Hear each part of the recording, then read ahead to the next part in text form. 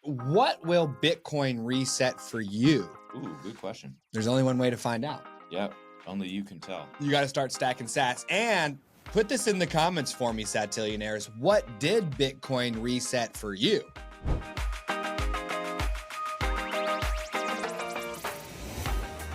All right, welcome to Sat Chats Rehash, the Bitcoin podcast where we chatting about sats. We have got number 59 Brandon on deck, along with number 60 Simple Steve. I'm pumped for that one.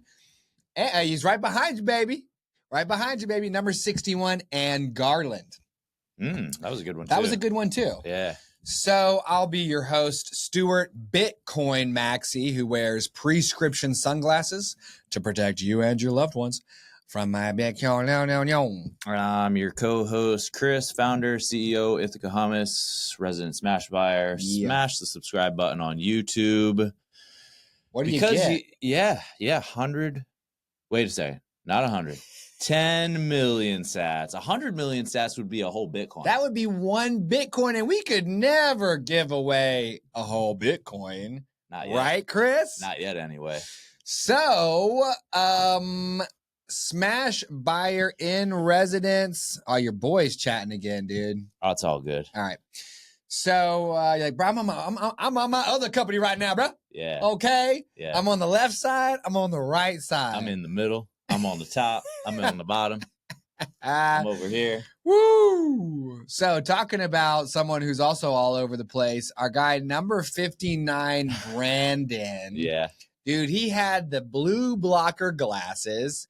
He had the best thing you can eat in the world is steak. Second best thing in the world you can eat is eggs. He talked about going down every other rabbit hole first and then getting to Bitcoin, which was pretty interesting stuff. But I loved the theme of his show. Bitcoin reset my life. Yes. Ooh. You know, I felt like we were hearing another kind of story when we listened to his story. Because it was truly like, what was it like? What happened? And what's it like now? I mean, he followed that format precisely. He did a great job. Because a lot of our guests, I'll ask them to hit us with that 1, 2, 3, and they'll say what it was like and what happened, but they won't get to what it's like now. That we kind of meander into other places, but he hit it hard. Yeah, and the way I'm used to hearing that format is what it was like is usually filled with pain. Yeah. And a problem. Mm-hmm. And what happened is the solution to that problem. Yep. And what it's like now is it's awesome. The problem's gone. Problem, or at least it's being kept at bay one day at a time. But he like had a really nice, rigorously honest share about being the repo man during the financial recession. Right. And he would come get your house, come get your car. He would grab your stuff in the name of the bank that he worked for. I mean, he wasn't actually the guy kicking the door down. No, but he was basically determining whose door needed to be kicked down. Yeah, which might even hurt more than being the actual guy. Well, you're definitely cranking out pain at a higher frequency. Yeah, and going around manually doing the work. Yeah. And he kind of, I think, was it during the pandemic? Because this guy was down a lot of rabbit holes, man. Mm-hmm. But he was talking about how he didn't like that we were all getting shut inside. Now, for the record, the pandemic for me, I loved it.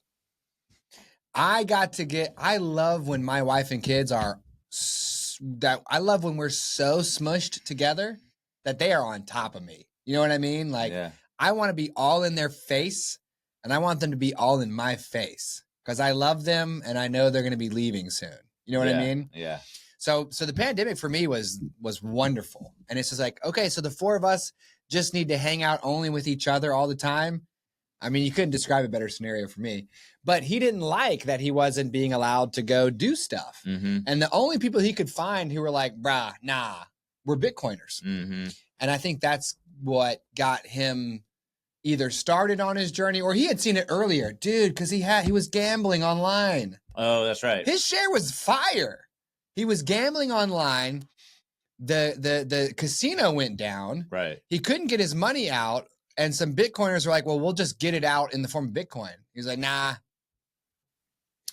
And then years later, he's like, oh, shoot. Should have done that. Yikes. Yeah. He's also the CEO of sovereign.io. It's good. It's worth mentioning. You know, shout out to them. They will help your business understand what it takes to switch over to working with Bitcoin in some form or fashion. Yeah. Starting with just a little bit all the way up to full yeet. Ultimately, they're going to help your business adopt a Bitcoin standard. Right. And I think they even call it a business Bitcoin standard or a Bitcoin business standard. I don't know. It's like a specific, it's not the same thing as like a Bitcoin standard that a person would take. It's like a business Bitcoin standard because there's more complexity there. So we're Blue Brothers. Yeah.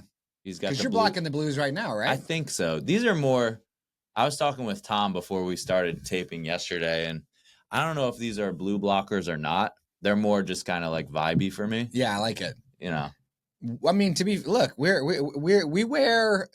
are, what is this, like preferential eyewear or selective eyewear? Like we're choosing to put these things on. I'm just trying to scramble my appearance slightly. Yeah. I mean, I can't be like full nude. I can't do the full nude, full frontal nude. We cut this out. You can't fight pantsless if somebody just hits you on the street. That was last rehash. I mean, I didn't say that. Yeah. We cut this out of number 66, Michael's episode, but you got to be poisoning with the pixel. Poison. Remember that? Yes. That was nuts. Pixel poison.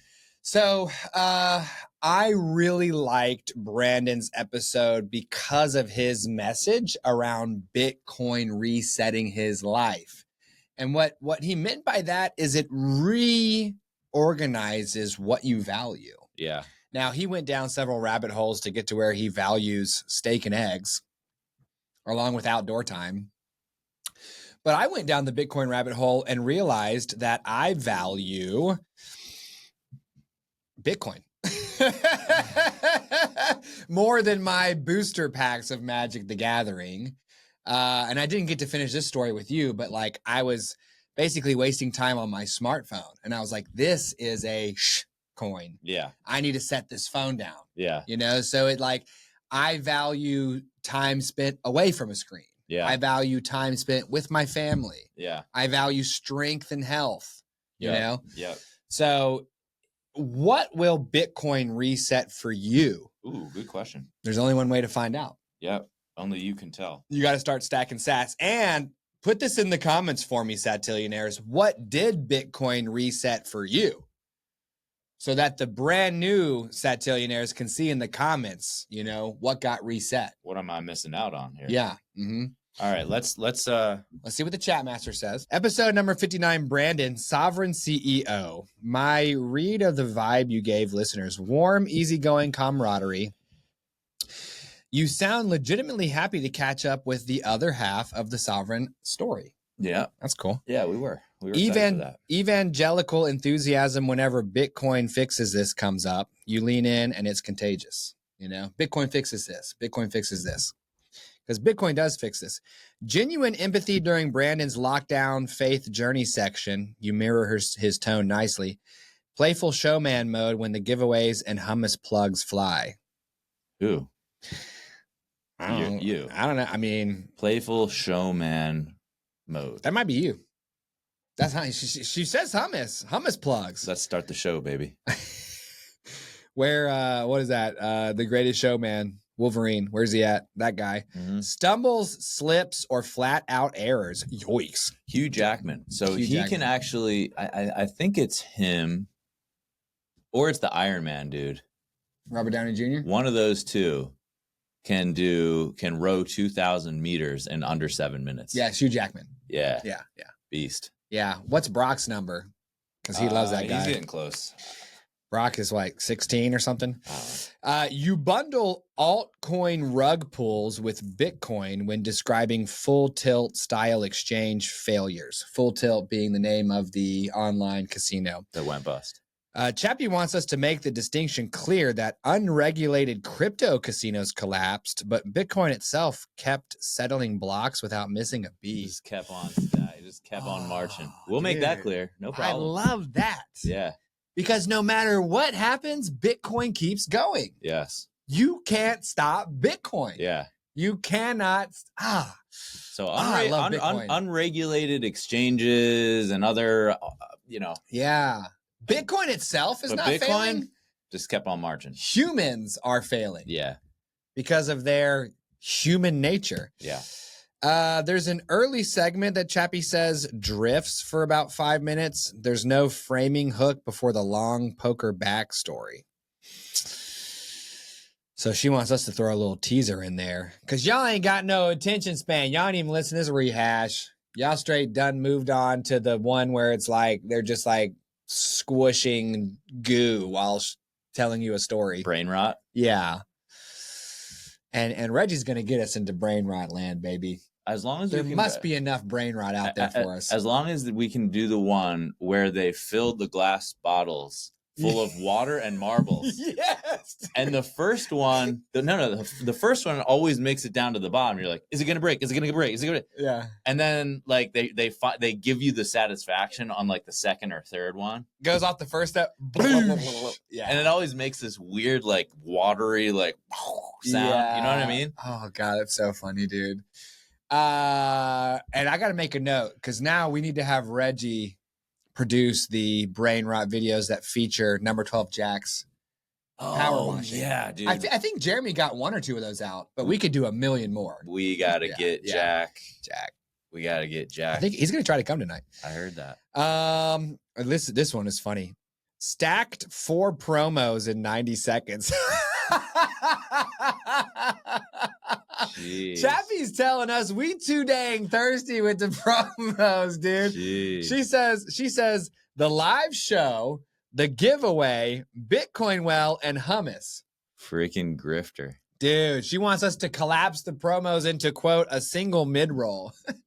Which is that like an ad that runs in the middle of the show? Yeah. Hey, sounds like it. Look, all right. Part of the reason why how I operate without getting into the spiff is I want to have a lot of concurrent things rolling all at once. I want to have the live show. I want to have the giveaway. I want to have the road to 99. Chit chats, short stacks, rehash. Yeah. I want to produce so much for you that you can't ever catch up with me, but you want to. Yeah. This is like the moment in Inception where he tells the girl, make a maze in less than 1 minute that takes me more than 1 minute to solve.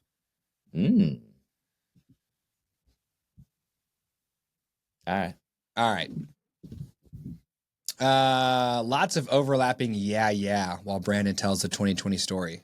All right, we're at 14 minutes. Okay. 14 M. See what I said? Yeah. We're already doing it. All right. So next one. This one's going to be juicy.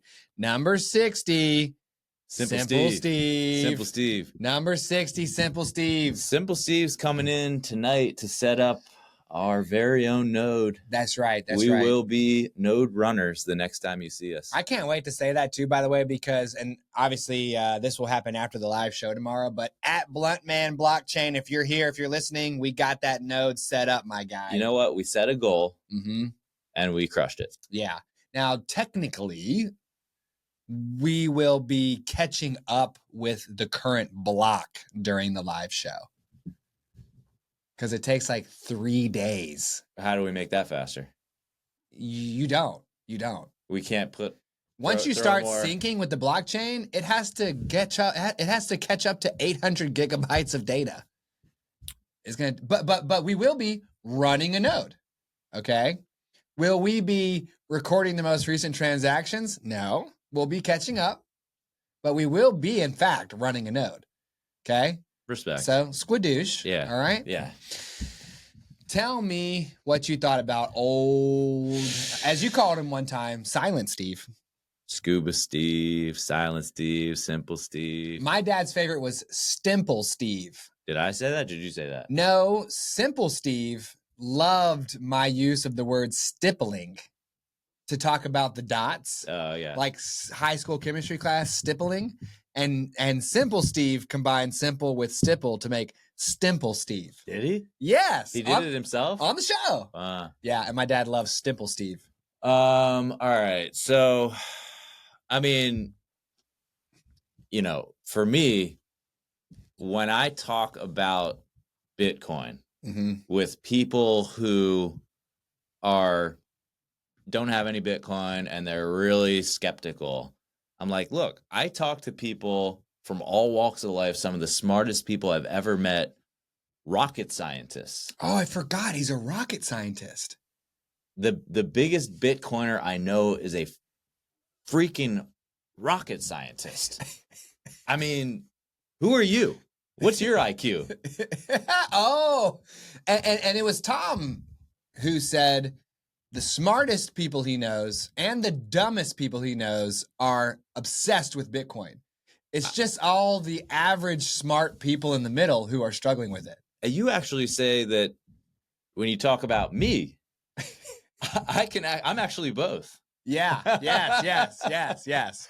You're super smart and the dumbest person I know.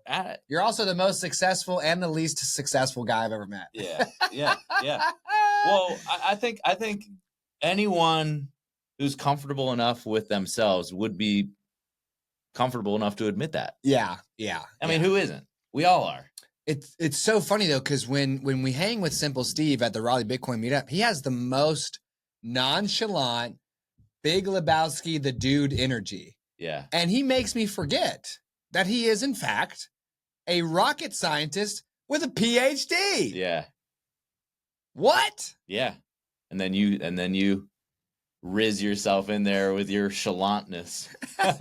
You're chalanting in there. Dude, I'm simping on Simple Steve. Yeah. Okay. I love Simple Steve. And what I love about Simple Steve is he recognizes that I'm hungry for more. Yeah. And he recognizes that I'm trying to burrow deeper into the rabbit hole because I want to be authentic with the information I share on this show. Even if I simplify it and abstract it away to a point where you can connect with it, I want it to be based on the ground floor of Bitcoin. And he is patiently guiding me deeper and deeper. Real recognizes real. He's great. Final take. I mean, I'll just say, if you don't know already, Yeah. Simple Steve developed UTX Oracle. We switched from the Clark Moody. Bitcoin dashboard. Can you hold it? Yeah.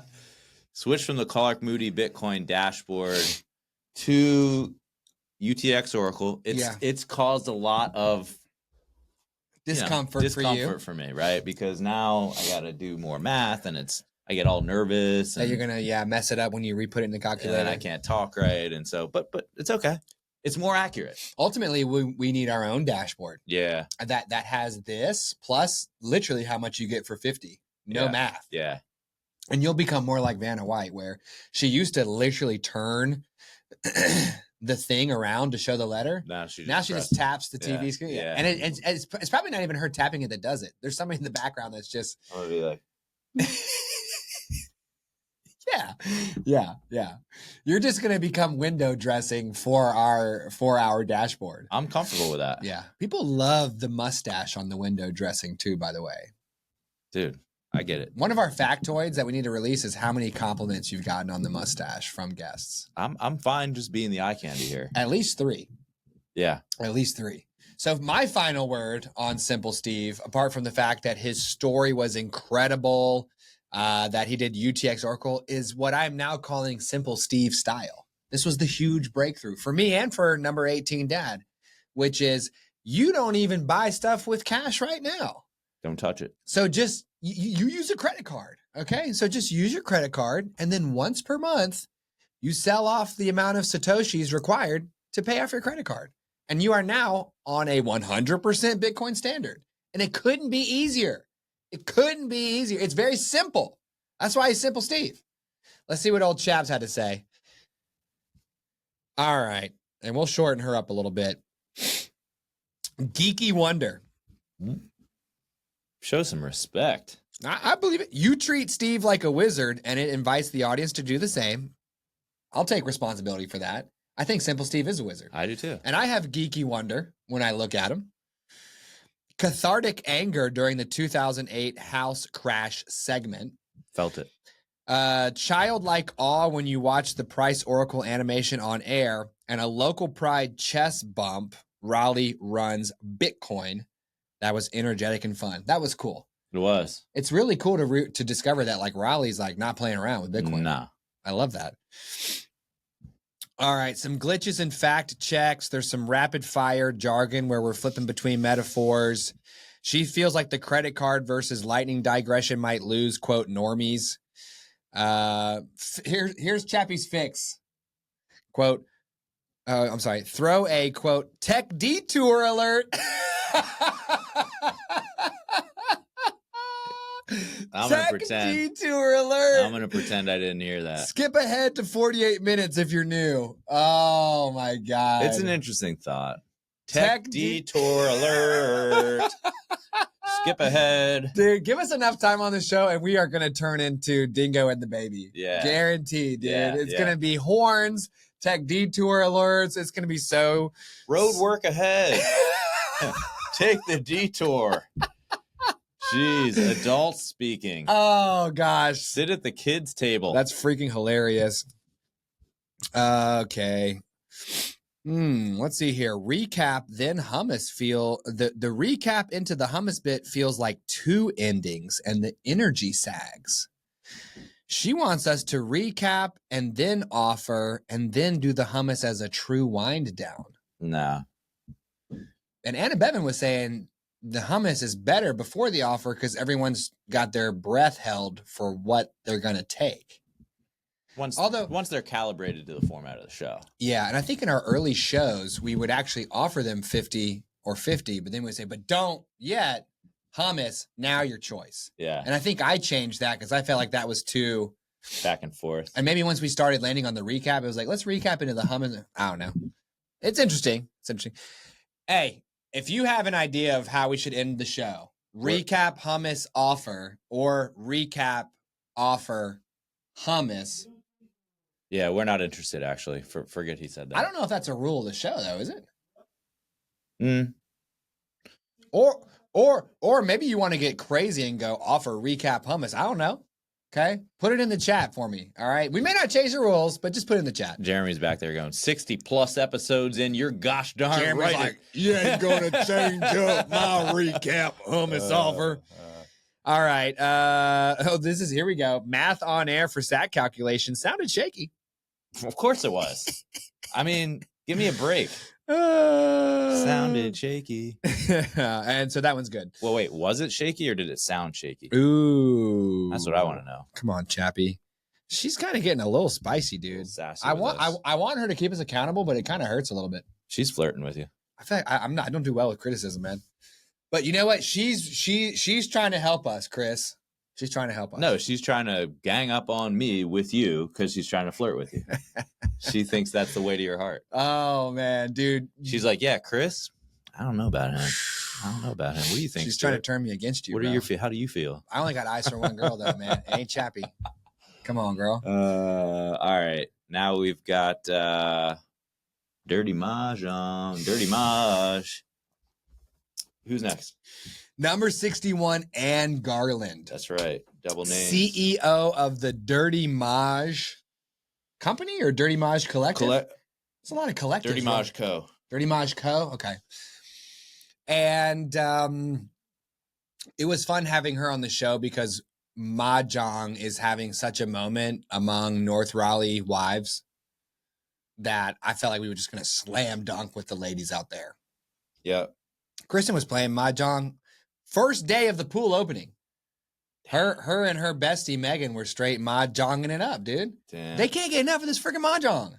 Jeez. And when you only have two players, you play two Mahjongs at once. Jeez. You have to have a double Mahjong to win the game. I'm like, y'all. You got one eye going this way, one eye going that way. Dude, these ladies love the Mahjong. Oh my God. Golly. So, what can you remember about? Why aren't more women buying Bitcoin? She was heated up about that. She was, and I was loving it too because she was like really feeling that. Well, she wore the Dirty Maj gear. She had the Ashton Kutcher trucker cap. Yeah. I can't vibe with that. Why? Not on myself. Yeah. I can only do a dad cap. Curved brim, loose here, and you got to have this dinger or I don't wear it. Yeah.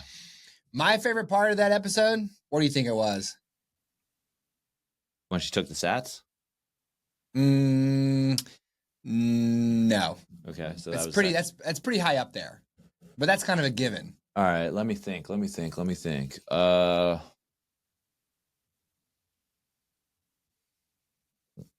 she gave you advice about 99? It was when I asked her who the CEO of Apple was. Oh yeah. and I was like, you ain't even know who it is. Yeah, dude. She was like, I like to really inspect my investments. She's like, Bitcoin, I just don't know enough about it. I like to get under that hood and really roll up my sleeves and understand. I review the P&L quarterly. Oh. I attend each call. Yeah, dude. No, you don't.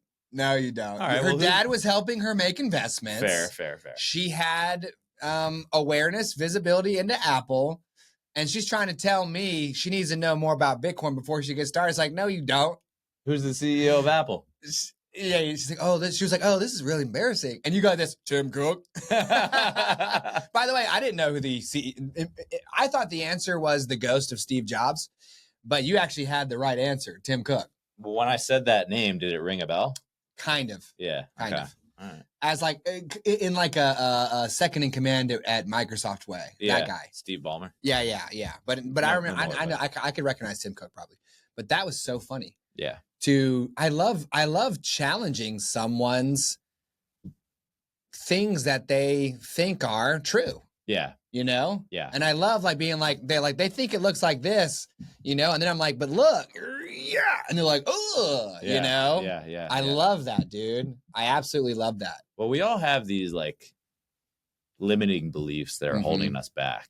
These assumptions that we just go through life with. Yeah, like all kinds of like preconceived notions. The story that we tell ourselves about ourselves.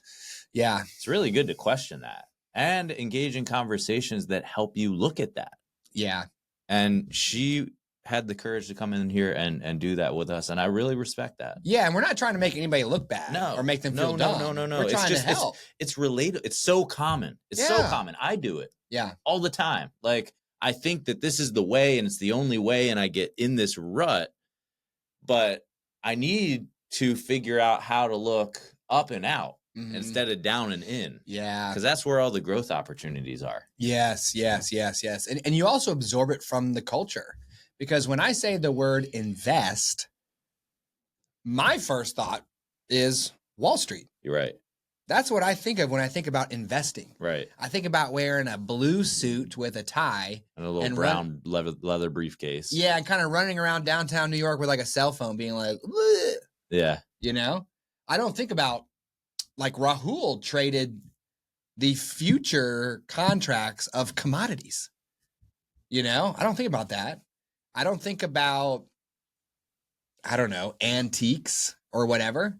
I think about Wall Street, and that's because I've absorbed that, right? So it's not only what you have going on inside, it's like what you're absorbing from the outside too.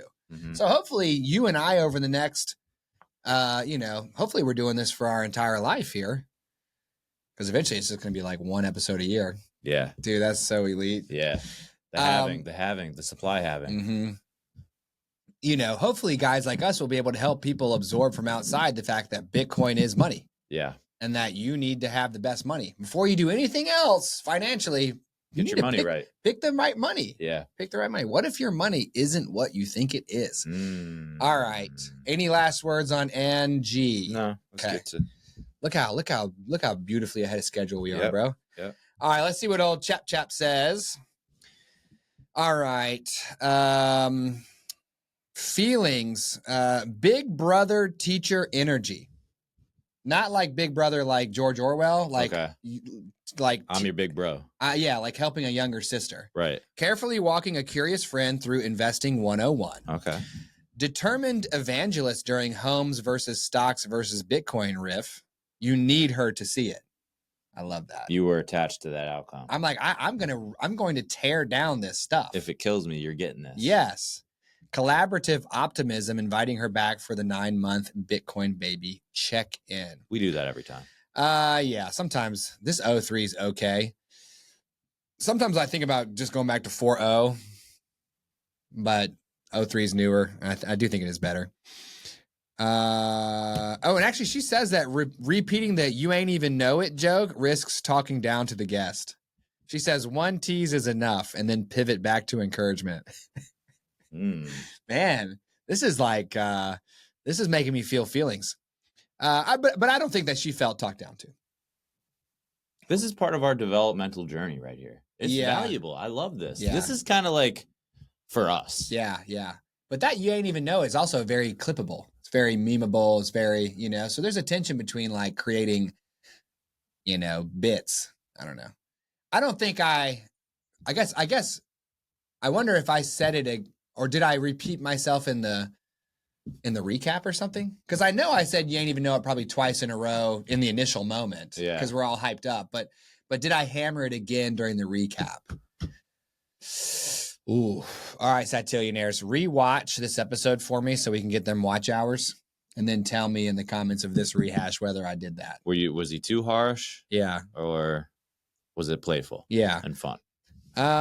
Dude, what is this? Only 1 to 3% of Americans own Bitcoin. Multiple 2023 to 2024 surveys from Pew, Coinbase, and Harris put it in the 17 to 23% range. I've seen that too. 17 to 23% of Americans hold Bitcoin? Are you sure? I've seen that. Okay. I feel like, I don't know, dude. I still feel like a small amount of people. Here goes a 200 million%. Thanks. Seen it. See, and look, here goes Chappie again. Not 200 million%, roughly 80 to 90 million%. And we just had a rehash where she was saying 3.4 million%. We really got to figure this out. We need to choose a starting number. Yeah, that's what it. And then we need to choose today's number, and then we need to do the math ourselves because she ain't doing it. Yeah, she ain't doing it. She's like, oh, it's 200 million, but 3.4, 78 million. She's like, she's got. Chappie has words. Chappie does not get math, dude. Yeah. Chappie does not get math. Apple market cap, yada yada. Heavy real estate FUD without also noting equity building utility. Do you know what FUD is? FUD. Yeah. I feel like I do. What is it? It's I know like what HUD is. No, FUD is like think about like Bitcoin FUD. It means like fear something. Let's see. It basically means people that are making things seem worse than it actually is. Let's see here. Come on, 03, 40, fear, uncertainty, and doubt. So, because we were talking about, we were talking about your house flooding, a tree falling on your house, pipes bursting, and Chappie saying that we should have acknowledged the fact that a home provides shelter value, and then contrast the upkeep costs with zero maintenance Bitcoin. And we're not saying that houses aren't good for houses. Mm-hmm. We're saying that houses aren't good as investments. Right. They're only worth their utility value, which is what Chappie is saying when she talks about shelter value. Mm-hmm. So I think we're doing that. And 7-minute monologue on returns. The guest was silent. That must have been me. Break every 90 to 120 seconds with "does that click" or "how does that land?" Next time. Yeah, and Dad's always talking about how we should be saying, "How do you feel? How do you feel? How do you feel?" He wants to know how they feel. So you do it. I would say you do a better job of doing that than well, beyond what the average person would stop and ask questions like that. So, but I think, Monty encouraging more of that is really good feedback. Chappie though.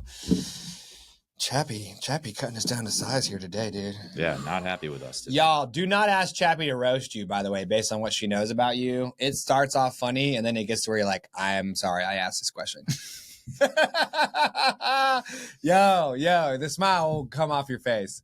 So that was number 59, Brandon from Sovereign.io. Number 60, Simple Steve. The rocket scientist, Big Lebowski dude, wizard, Sherpa, UTX Oracle, and number 61, Ann Garland. Okay. Don't forget to subscribe for your chance at 10 million sats. also come on the show, satchats.com. Chappie's going to tell me we run in too many promos right now. Remember, SatChats Rehash is for educational purposes and should not be construed as financial advice. See you tomorrow.